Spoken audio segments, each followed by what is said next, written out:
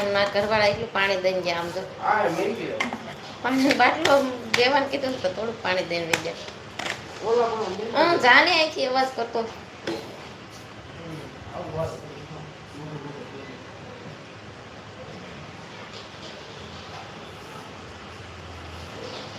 એ માપમાં રે એમ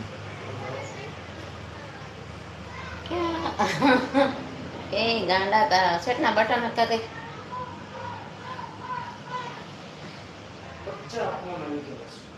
કોના તો તારે ધ્યાન રખાય ને બીજા શું કરે કેવું સરસ શું સરસ